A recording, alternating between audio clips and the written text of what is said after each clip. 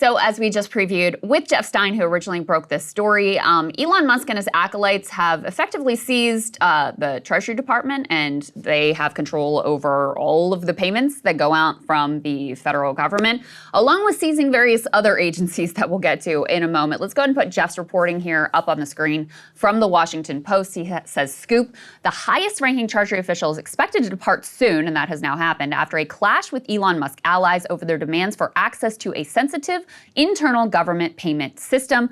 Musk allies wanted access to that system responsible for dispersing trillions in federal government payments annually as part of DOGE. Treasury career staff saw the request, as he puts it, highly unusual. David Lebrick, viewed internally as consummate non-political civil servant, expected to exit after joining Treasury in 1989. Last week, he was acting Treasury Secretary, and the update there is now Musk has, in fact, and his apparatchiks, allies, whatever you want to call them, have been given access to that Treasury payment system. Now, just to explain to people how this works, all of the money, Social Security payments, Medicare payments, veterans benefits, all of the money that goes out from the federal government is dispersed by this system. Treasury officials have no authority to pick and choose which of these payments go out because, as we all know from, Constitution 101, Congress has the power of the purse. They appropriate the funds. And so this system is really just about executing on the payments that have already been congressionally authorized. So that's one of the reasons why this is such a big deal. The other reason why this is such a big deal is Elon Musk is not president of the United States. No one voted for this guy. He hasn't been confirmed for any sort of a Senate position. And now he and his acolytes have access to all of this incredibly sensitive information. Also, Elon Musk being the richest man in the world, having his own massive government contracts and conflicts of interest. Since he is not in a Senate confirmed position, he has not, mitigated any of those conflicts of interest. And we can put the next piece up on the screen. He at least claims that he is using this access to shut down payments that he does not like. Now, this is based on Mike Flynn, former, General Mike Flynn, who tweeted out, the Lutheran faith is using this money. They receive massive amounts of taxpayer dollars, with the indication being that they're using it for money laundering and human trafficking. Most of this money actually goes for things like, it's like Medicaid block grants. It goes for things like Head Start and Meals on Wheels and domestic violence, addiction services, those sorts of things. But whether or not you think that this organization is good, bad, indifferent, the bottom line is it's not up to Elon Musk or General Mike Flynn to decide whether or not these payments go out. So that's piece number one, is the Treasury. Piece number two, can put B3 up on the screen here. This is the Office of Personnel Management, basically the HR department for the entire federal government. Here you also have Musk aides locking out career workers from this Office of Personnel Management system. I'll go ahead and read this to you. They say aides to Elon Musk charged with running the U.S. government Human Resources Agency have locked career civil servants out of computer systems that contain the personal data of millions of federal employees. Those systems include a vast database called Enterprise Human Resources Integration, which contains dates of birth, social security numbers, appraisals, home addresses, pay grades, and length of service of government workers. Quote, we have no visibility into what they are doing with the computer data systems. That is creating great concern. There is no oversight. It creates real cybersecurity and hacking implications. Next piece, B4, the General Services Administration. Elon Musk's allies have infiltrated that agency as well. And they're looking for ways that sort of like, it's almost like the operations managers of the government, looking for ways to use White House credentials to access agency tech, potentially allowing them to remote into laptops, read emails, and more, sources say.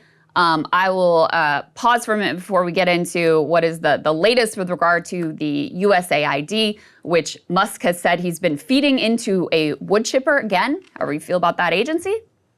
That's up to Congress to decide whether or not we're going to eliminate various federal government agencies. not a man who no one voted for and has no Senate-confirmed position or power. So Saagar, have been trying to grapple with what all this means, how to describe it. I think it is somewhere beyond a constitutional crisis. I think it is probably short of a coup, given that he doesn't, as far as I know, have control of the military.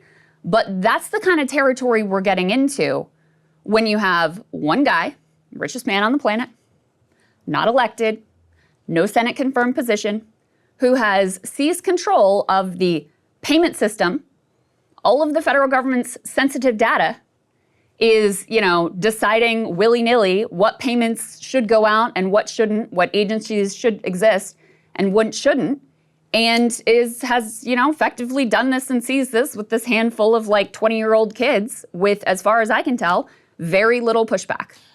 In principle, it's obviously insane. And I know that there are a lot of DOGE fanboys and others who are out there, but this very much falls in the territory of their unilateralism. And in fact, he also, even my friend Ryan Grudusky made a good point. He's like, look, let's say there's a guy who made all of his money based in large part to some federal government policy. He's like, should we really give him reins over the federal government? This is where I really depart with a lot of my Silicon Valley tech right friends, even though in principle, I may not disagree with, getting rid of USAID or whatever. If it's gone through at least somewhat of a more democratic process, it'd be better for me if the Secretary of State were doing it, or the President, people who are elected, confirmed by the United States Senate. Their theory, as I understand it, is that they're trying to invite a lawsuit under the Impoundment Act that we had talked about previously. What they're trying to do is to stretch things as much as possible in terms of control before legal challenges can come and kick in, and under impoundment, trying to basically challenge what we talked about previously, that principle where the federal government is not required to stick with this. In that said, though, there is a decent amount of executive authority that the president can have in disbursement of payment, specifically, again, as I understand it, is around NGOs, which, because that comes down to administrative judgment for disbursement of funds. So Congress might appropriate X millions of dollars for, like you were talking about, Meals on Wheels, paying for the home. Then the administrators themselves can decide for whom to disperse the contract. So I was looking into the legal justification for that a bit, and that seems to be the ground that they're standing on top of trying to invite a challenge for impoundment to fast track it to the Supreme Court. I mean, it is, as far as I can tell, brazenly illegal for this random dude with, no electoral mandate, no congressional mandate, no mandate whatsoever, to just go in and be like, I don't like this appropriation. We're not going to push this one out. I mean, this is, it's clear cut, not just separation of powers, but it'd be one thing if it was the president, if there was any transparency around this whatsoever. I mean, even that, I think, is blatantly unconstitutional. But he has effectively made Congress completely irrelevant. Right now, it wouldn't matter, even if Democrats had won the House and the Senate, whatever, Congress is now irrelevant. Even if whatever they pass, if Elon Musk can just come in and be like, no, I don't like that, not doing that. That is as clearly unconstitutional as it could possibly get. And so, it to me, I think you would say probably, Saagar, that I was fairly alarmist in advance of Trump getting elected. Yeah. I think he's an authoritarian. I think he's fascist. I was deeply concerned about the things that he had announced that he had planned to do. This is beyond what I could have anticipated. And it's really the Elon Musk factor that I did not weigh in. I did not anticipate that in week 2, we'd be talking about the richest man on the planet having effectively seized the government with basically no resistance. And so, I knew that there were basically no guardrails in place anymore. The Supreme Court has given Trump pretty blanket immunity for anything that's remotely connected to the job. Any sort of Republican opposition has been, by and large, pretty much vanquished. Any of the sort of career civil servants or the type of like the General Millies or the type of more establishment folks who are interested in maintaining the institutions, like they've all been excised. I knew all of this going in. I did not have the creativity to imagine the richest man on the planet seizing control of the government in week number 2. Could not see that one particularly coming. And so, the fact that there's been next to no institutional pushback, you have, the media is a mess. The Democratic Party is like, basically, why do they even exist at this point? I don't know where this goes, and I don't know how it ends. And even the idea, like, okay, they want to push for this impoundment control, legal fight or whatever. J.D. Vance came out and was like, yeah, and if we get a court ruling that we don't like, we'll be like Andrew Jackson, go ahead and enforce it with your army. So I don't have any confidence that they're going to abide by any legal rulings that would come down against them. They seem dead set, and Elon seems dead set on doing whatever Elon Musk wants to do. And the rest of us are irrelevant. We just get to stand by and watch. So, I'm sort of cheering for Trump and Elon to have some sort of falling out, and for Trump, who at least is duly elected president of the United States, to reassert some control over the government. So far, the indications in that direction are not great, given that Trump is out tweeting talking points seemingly directly from Elon Musk about South African land appropriation and saying that, he's gonna stop sending aid to South Africa because of this, law that they passed in their own country. In addition to all of this, I mentioned the USAID stuff, so let me go through that as well. Let's go ahead and we can just go through in order here. B5, this was the first piece. So CNN reported that senior USAID security officials were put on leave after physically trying to refuse Musk's DOGE access to agency systems. Musk's cronies threatened to call U.S. Marshals to be allowed access to USAID. They wanted to gain access to security systems and personnel files, 3 sources said. 2 of those sources also said the DOGE personnel wanted access to classified information, which only those with security clearances and a specific need to know are able to access. On Sunday, in response to CNN's report about the incident, Musk said that USAID is a criminal organization. Time for it to die.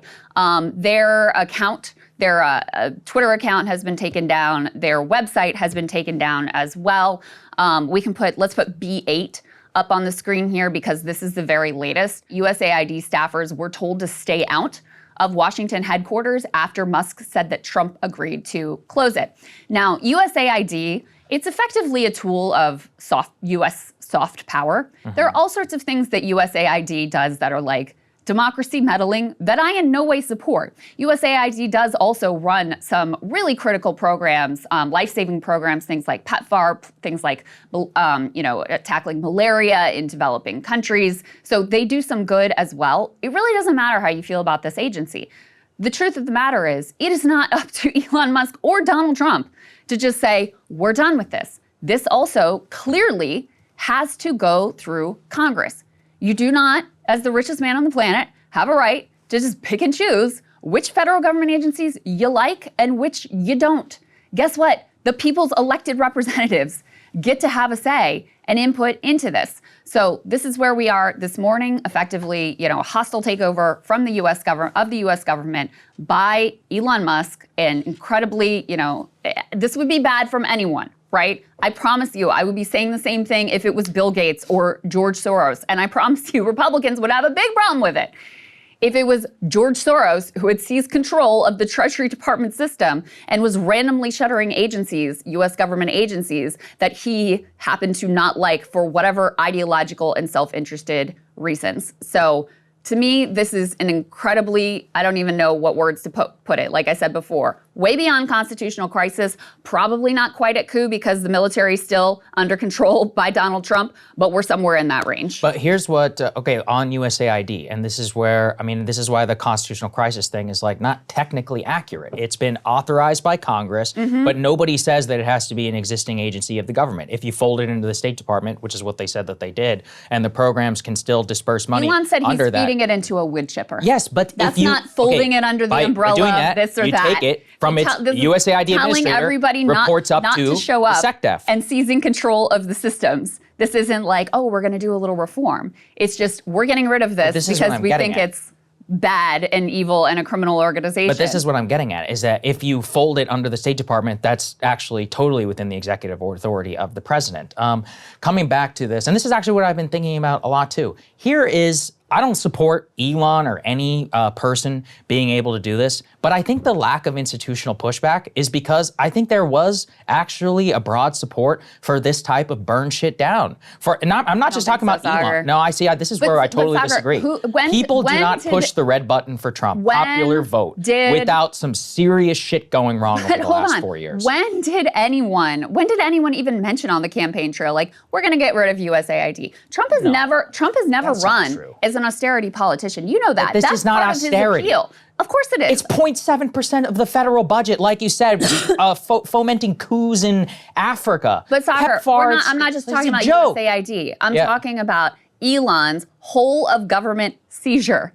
He is a Javier Milei-style anarcho-capitalist. He wants to take a massive hatchet to the federal government so that it is completely impotent and weak and can't stand up against him or any other robber baron corporate titan. That is his goal. That has never been the Trump approach. And I can't believe I'm here like cheering for Donald Trump to reassert his ideology. But I actually am in this case, because this is not remotely what people voted for.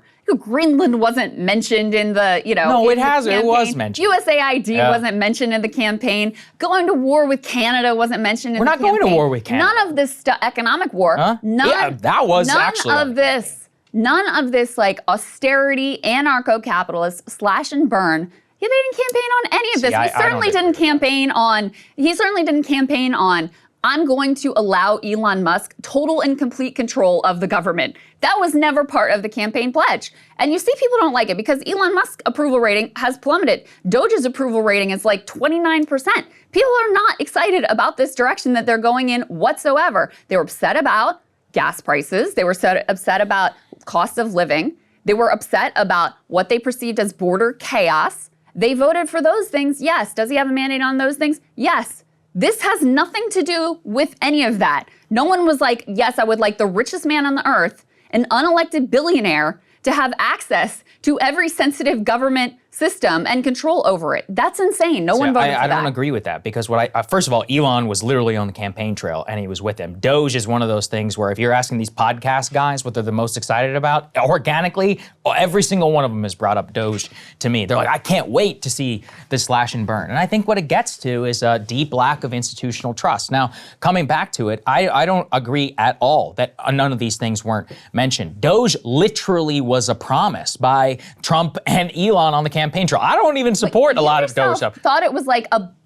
make-work, irrelevant blue ribbon commission. Okay, in reality, that's probably what it all will be, because in terms of all of this cutting USAID funding, it's 0.7% of the federal budget. Like in terms of even, quote, seizing control of the payments. If 99% of the payments go through and one NGO gets cut off, I'm not going to cry about it. Saagar, this is what I'm saying. What would you say if it was, it's almost unimaginable because they would never do this.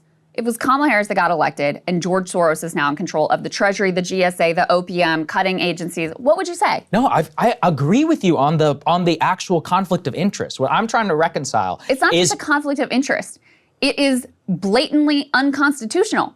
It is a seizure of the government. It is rendering the duly elected congressional representatives completely irrelevant by the richest man on the planet. What I am trying to reconcile what is going on. Is what you just said, is that there's no institutional pushback. There's not even really, I don't think that there's some major public outcry. Somewhat Quinnipiac polled Elon, we'll see, all right, in terms of Doge and all of that. And also, did we not just live through an election where polls were complete bullshit? How are we supposed to know whether any of the stuff... You like those polls when they say what you like on immigration. Well, okay, so I can pair that when Donald Trump gets elected in the popular vote, then and a bunch of Hispanic people grab vote onto the ones ones you like and then dispense with the ones that you we don't. can pair electoral result with a poll, and then we can say that there's some relative confidence. Tracking poll on Elon, like, look, if anything, the electoral results show people don't give a shit whether Elon is there or support it. If you get creamed in the midterms, then yeah, maybe. But I'm very curious to see how this stuff goes. What would it even matter at this point if they get creamed in the midterms, since Congress does not even This is where exist? we're all exaggerating. Again, like,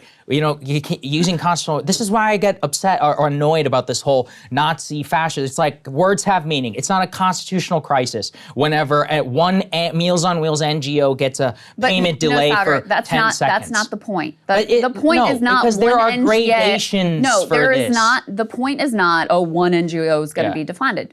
The point is that this is not the way our government is set up to work. But Krystal, we don't have a king. Again, We're not supposed to have rule by one single oligarch. And that is what we have right now. That's why this is a constitutional crisis. And I guarantee you, if it was George Soros, if it was Bill Gates, if it was Mark Zuckerberg working hand in glove with Kamala Harris and locking out everybody from the government and seizing their laptop, getting access to their laptops and seizing control over the entire federal government disbursement system, I guarantee you Republicans would agree that it was a constitutional crisis, because you're fundamentally talking about not just the separate, that's why I say it's beyond a constitutional crisis, because this isn't even just about some like executive branch versus legislative branch dispute. This is about someone who is not elected or confirmed to anything, taking control of things he has no right to take control of. It is a crime spree. That it is a smash and grab crime spree. Well, there's no grab happening. There's smash happening. But this is what I'm trying to get at. And this is where, again, words matter and terms. For example, under the AUMF, every president since George W. Bush has violated the Constitution, correct? Right? Is that a constitutional crisis? By bombing countries which Congress has not declared war on? It's bad. Are we going to call it a constitutional crisis? No, we're not, because that's been happening for 20 years. Unfortunately, it's become normalized. I fought against it for the entire time, but it falls within, a scope of how things are working. I would love. This does not fall within any scope. But again, We've this never is my had point, anything remotely is that like when this. we think about, when I come back to why is it that people support, and I don't think it's good to have somebody who's unelected, billionaire, whatever, with tons of conflict of interest, who has his own enrichment, who is totally in control of this.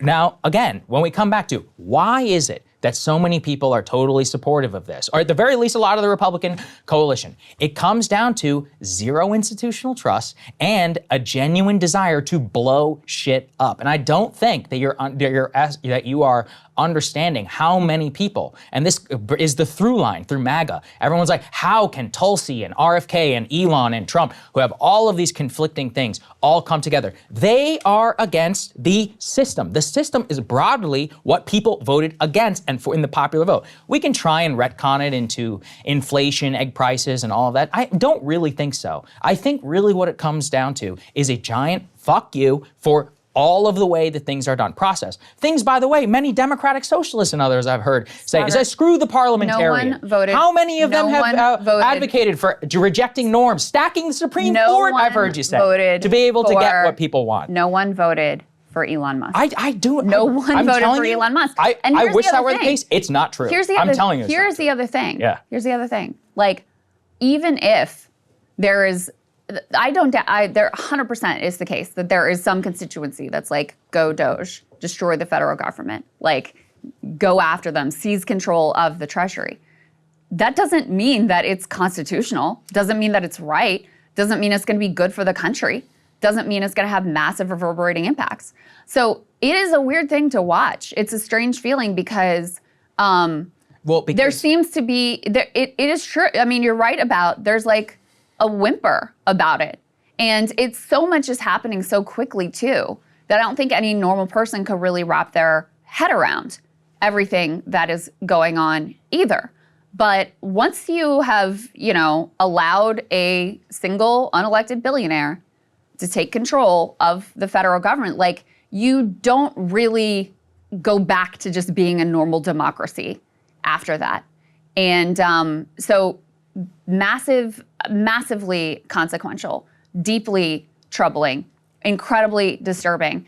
And I don't think that there's any, like, I don't think there's any reason we should have confidence they'd abide by court decisions. I don't think that we should have any confidence that they'll just have normal elections next time around. Like that's where we're at. No, it's the not. level of unilateral seizure that is going on here is, it is difficult for me to put into words how disturbing, extraordinary, unusual what is going on with all of this. Krystal, I looked up that J.D. Vance quote that you were claiming, and here's what he said. I think the thing you can do in the Senate is push the legal boundaries as far as the Supreme Court will let you take it to, basically make it possible for democratically accountable people in the executive, in the legislature, to fire mid-level up to high-level civil servants. Like that, to me, is the meat of the administrative state. The key word there was as far as the Supreme Court will let you take it to. No. This was a fact check based on this Supreme Court decision thing that he apparently said on some podcast in 2021. I didn't realize has he raised the specter of open disregard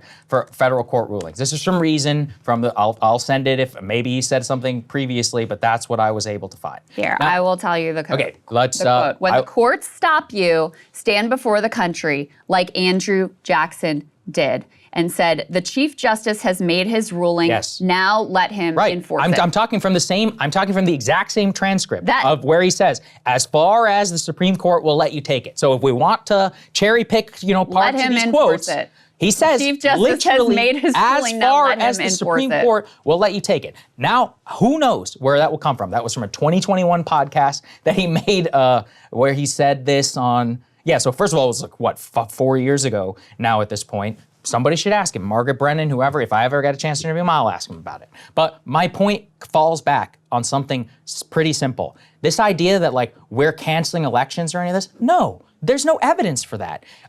You can't extrapolate things beyond. But even, again, I'm going to take it to the big Democratic point. You made an important thing. Yeah. People, so much is happening. And you know why people don't care? Because most people only care about results. They don't give a shit about process. That's something I've heard you say a million times. So, they don't care about the parliamentarian. I've heard you talk about calling for the stack in the Supreme Court. They don't give a shit. They want the government to blow up. That mean that it shouldn't, that it doesn't As long as they matter. get their Social Security, why do norms matter on the Supreme Court? But at the same hand, whenever you want to tackle they're about to hike prices through massive tariffs. And also prices likely to go up through the mass deportation policy. Supreme Court, why does it not matter? Why do norms not matter when you want to stack the Supreme Court? Why do norms not matter whenever you want to disregard the parliamentarian? Because they agree with the end goal. My point is always with the same point you would make then. Mm-hmm. People don't care about that. They want result. They want less immigration broadly. They want this not the result that anyone. No one this is where I don't think you're right. For Meals on Wheels to be cut, Saagar. But no Meals one on Wheels voted didn't get cut. for Head Meals on Wheels has Start been to get resumed. cut. No one voted for mass austerity. But it's People in mass general, austerity even as the idea, as a definable term of where you massively reduce probably more than 5 to 10%. Which is what federal Elon government is spending. pushing for. No, that's what he's pushing for, but that's not what's happened. We're not in mass austerity yet. And if does that happen, then I'll call it mass austerity. What you have seen is a disruption of not even Head Start, by the way, that didn't even happen. Meals on Wheels had a question as to whether they were going to get their funding, and then the funding was immediately resumed after a 24-hour period. I'm not going to cry if I'm paying for somebody's health care in Africa and it stops, okay? I don't give a shit about that. And I don't think most people should either. Do you think that it is a concerning principle? I've said yes. That we should have now a billionaire who, massively conflicted, huge, one of the largest government contractors, who now has access to all of our Social Security numbers, to access to the Treasury payment system, and is just willy-nilly deciding who should get paid and who shouldn't. As a matter of principle, in terms of where the country goes from here. Do you think that's a problem I have or said no? Absolutely yes, I do. But I have to reconcile this. Most people are not principled. Most people don't care but at I'm all. not talking about most people. Yeah. Wait, okay, why not? Most people are living their lives. They're the voters. They're the ones who decide. Your job is to explain to people why these things are troubling and why you should care, even if you are trying to live your life and just go about your business, why these things matter, not just now, but for the future and for the precedent that they set.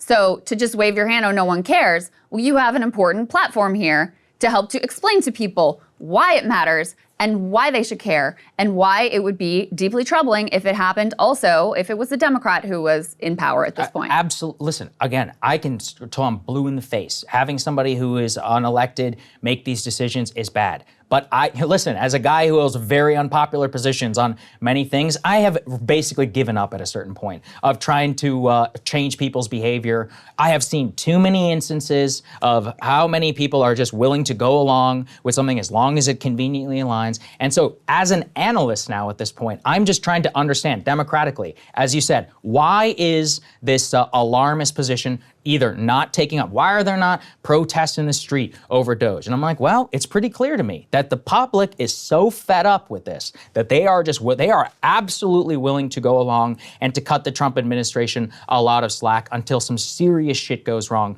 in their life. Now, on the tariffs or on DOGE or any of this other stuff, it's totally possible. If they screw up Medicare, Social Security, any of these other programs, but in the interim, I mean, what? Yeah, again, PEPFAR, go ahead and poll PEPFAR. It was massively unpopular at the time under George W. Bush. He actually got hit a ton from the conservative movement for it. Basically, a lot of these global aid programs and all that they exist, when you try and reconcile with the fact that we don't even pay for our own citizens, they're ludicrous. They don't make any sense. And yes, many USAID programs are basically venues in order to establish regime change abroad. They're not good. So, this gets to the question of, are people going to cry about lack of medication going to some global health program abroad? No, and I don't think they should. Foreign aid is always polled at like the absolute bottom. That is when we talk about Social Security and Medicare, maybe that's a bit different. People, like for example, the PEPFAR thing, I think there was a huge reaction against the PEPFAR funding being frozen. And because there was a public reaction, and this is one of the only things that's encouraging, they actually went back on that and said, no, this can be funded. Like they gave an exemption so that PEPFAR could continue to be funded. So when people hear foreign aid in the abstract, I think you're correct that there's just like, oh, why are we doing that? Okay, but like, in principle, why are we paying for other people's HIV drugs? But because do we even pay for our own country's HIV drugs? The reason is because of soft power and imperialism. Yeah. That's what it really, it's equivalent of like, similar to like China's Belt and Road Initiative. They're not doing it out of the goodness of our heart. We're not doing these USAID programs out of the goodness of our hearts. Not at the federal government level. At the population level, to counter your point that people don't care. No, actually, I think people do care. They like to feel like our government is doing good things around the world, whether it's malaria prevention or dealing with HIV and AIDS in the developing world, a program that's been tremendously successful and saved millions and millions of lives. But all of that is really kind of beside the point, because as I said before, how you feel about USAID isn't really the issue here.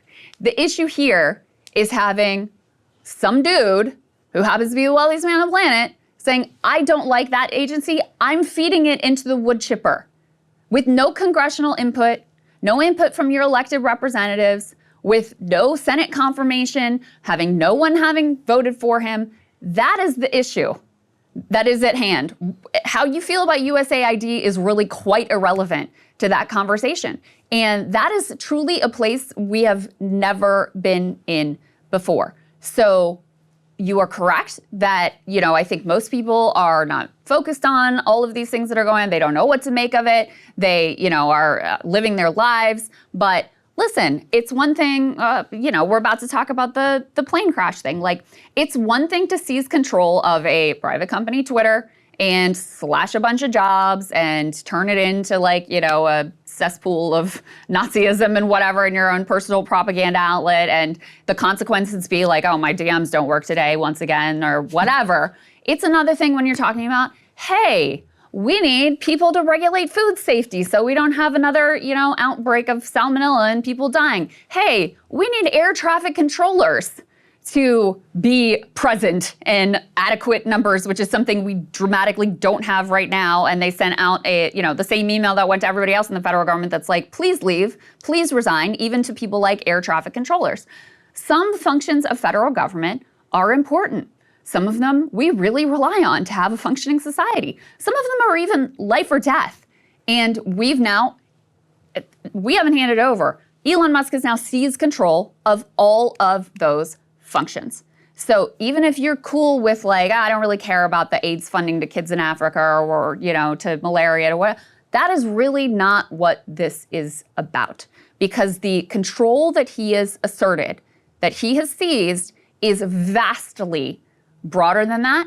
And as I said before, is brazenly unconstitutional. So if that is on the table, then literally anything is effectively on the table at this point. Okay, again, I just think it's a matter of gradations. Here's my prediction: if they stick to USAID cutting funding to NGOs, it'll be massively popular. I think that's the truth. If they don't touch Social Security and Medicare, they already had to roll back the PEPFAR thing. Okay, the PEPFAR thing was because of they already had to issue another thing saying, okay, not life-saving aid. There were not people taking to the street saying, please restore PEPFAR. It's because there are a bunch of members of Congress who are very, very pro PEPFAR. So if anything, there you go. There's a check on the power. I don't think any of this is necessarily a good thing. I think that if they cut USAID or if they reform USAID, whatever the end result of this ends up happening, or start cutting fundings to homeless NGOs, or unhoused NGOs as they call themselves, yeah, I think it's gonna be crazy popular. And I think there's a reason for that, is that people are deeply fed up and feel like the government helps all these other people, and they're like, wait, why does this money go over there and I don't feel like I'm being helped? And so as long as they don't touch the most popular programs, which, look, to be fair, you're right, Elon definitely wants to do that, but if Trump is able to keep him away from that, this is very likely to be a PR coup. Now, there's a lot of issues that could fall in, is if they do, I just think fundamentally, your view of the federal government is not one that people hold. They may find out. Now, they may find out, you're right, under FAA, or NOAA, or FEMA, or any of these other, you might. But something tells me that they're not actually dumb enough to do that. There was a huge reaction against when all the payments were frozen last week. Well, that was... And if you look at, so people in general, they feel like, oh, the debt's too high, the deficit's too high, like we should cut, the government should be more efficient. When you ask people about should the government spend more or less on various programs, the only things they actually say less on are like the military, because they feel like, oh my God, we already spend so freaking much on the military. Yeah. If you ask them about programs to alleviate poverty, they say we should spend more. If you ask them about programs for education, they say more. If they healthcare, they say we should spend more. So that there was a big reaction when payments were frozen because, first of all, I mean, the Medicaid thing was just like, obviously people were freaked out about that. But it wasn't just that. It was also Head Start. It was also Meals on Wheels. It was also domestic violence shelters. It was also addiction treatment. Like, people do believe that the federal government should be investing in the American people and helping to support people in their time of need. They do believe in that. So when you ask the broad question, should we cut spending? Of course, everyone's like, sure, yeah, like cut out the waste. But when you get down to any of these individual programs, there's a big reaction to it. And not just the big ticket ones, obviously Social Security, Medicare, Medicaid, but truly any of these programs, when you go after them, people, and this is pretty bipartisan, really disagree. So, as you said, listen, I think you're right that there isn't a big reaction against this yet because the rubber doesn't hit the road. People don't see it in terms, it wasn't like when the Medicaid portals froze or whatever. I'm just saying that I think the consequences of where we are and what it means for having operating like anything approaching a democracy where your elected representatives matter at all, like, I think we're in a very dark place. I think it could definitely turn into that. Well, let's get to FAA because and that is where, look, I'm going to grant it to you. And this, what have I said? Presidents very often overreach. If I were to predict anything that will be Trump's downfall, it will be tariffs. And I say this as somebody who actually supports tariffs because we live in an ultra-consumerist society. Look at the TikTok thing. People want to buy cheap shit. That's all they care about. Over and over, we have proven that people, they may support some tariffs on washing machines and others. But overwhelmingly, Temu is a massively popular business for one reason. People want to buy cheap crap. And can I say? Shein, all this other junk. It didn't come out of nowhere that just people want to buy cheap crap. Yeah. Low prices are what we've effectively been given in lieu of a job. Yeah, a job, high wages, broader social safety net, et cetera. So it's not that I don't also share that critique of society that okay, do we really need more cheap crap filling up our homes that we throw in the landfill and whatever. But you can't really blame people because this is the deal that has been on offer. This has effectively been the social contract is, yeah, we're gonna ship your jobs overseas. Yeah, we're gonna destroy your wages. Yeah, you're gonna have a worse social safety net than any other developed world country, but at least you can buy some cheap shit from Amazon. And if you wanna tear up that social contract, you have to have those other pieces in place. And in addition, I mean, some of the, we don't have to go back to the tariff debate. I'm sure we're gonna have the tariff debate again tomorrow. But in addition, like just to do it blanket across the board, it's like, well, why are we tariffing avocados? That's just gonna raise the prices. Is there really a need to have a domestic, like massive avocado growing operation? Is that, you know, that has nothing to do with reindustrializing it can grow the in country, California. okay? No, I don't agree with that. But, you know, that's sort of my broader point with the tariff conversation is you can't just raise prices without also doing these other pieces that will make that social contract make sense. I don't disagree. My vision for America is very much exactly what you said. That's still why I support the tariffs, though, is that when something happens like that, I'm gonna go for it because again, like and you know, you ask a good question about avocados. How do you get somebody to buckle on auto parts and all these other price control increases? Well, you hit them where it hurts, which is 80% of their exports. But beyond that, my prediction, and this is unfortunate, is that America worships at the altar of consumerism. Every action that Americans take is one where they waste their time on TikTok, which is why it's massively popular. Whenever something is cheaper, they go to Temu. Whenever they want cheap clothes, they go to Shein. They don't give a shit if it comes from China. They don't even care necessarily if it costs somebody their job here. Undercuts US e-commerce. They could care less about de minimis or any of these other nerdy terms, you know, that I'm gonna throw around. And so my unfortunate prediction is that America is now so addicted to $200 televisions, to Walmart, to Black Friday, to Amazon, you know, replacement phone chargers, which are 150th of the price, even though they break in 2 days, that they will revolt only over that. But that kind of fits with this DOGE conversation where America now has this quasi-secular libertarian ideology where the government sucks and the only thing that really matters for them is the ability to shop, to buy a new car every 5 years and load yourself up in debt. And then, you know, it's like, I just, when you see the individual choices on balance, you're right, we can absolutely blame government policy, but we're here now. It's been 40 years. We live in this world, and this world is not one that rewards, unfortunately, industrial policy. It's not one that is not a country or a population anymore that can be told, hey, we're gonna do tariffs, but we're trying to build more auto manufacturers and other things here. They're like, no, I want a new car. I want it to be cheap. You know, it's like this is the individual choice that people have now told us over the last 40 years. I don't know if you can deprogram that. Well, I would like to. I don't think it will happen. Yeah, again, and we don't have to belabor this because I do want to get to the plane crash thing, but I don't think that you can just, the problem with the Trump policy is that it just raises prices. It doesn't, you know, if you paired it with a national vision of, you know, a shift in the social contract of we're gonna lift your wages, we're gonna have universal health care, we're gonna provide for you in these ways, but yeah, you're gonna pay more at the store for X and Y and Z. Like, you're not gonna have the same level of access to cheap crap from China. Like, we're shifting the values and the priorities in this country.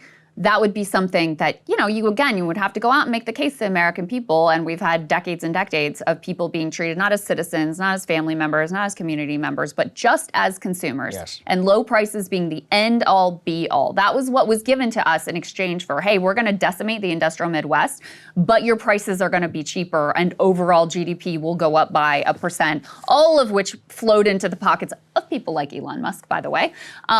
But that's not really what we're talking about now with this particular tariff conversation, which is just on the side of raising prices. But to get back to the, you know, the crash and the way the rubber can hit the road in terms of whether you know it or not, you know, the federal government, when we want it to be there, we really want it to be there, and we want it to be effective, and we want it to deliver, and we want it, for example, to make sure that planes don't crash into each other and fall out of the sky. Yeah, that I think everybody could agree on. Hey, if you like that video, hit the like button or leave a comment below. It really helps get the show to more people. And if you'd like to get the full show ad-free and in your inbox every morning, you can sign up at breakingpoints.com. That's right. Get the full show, help support the future of independent media at breakingpoints.com.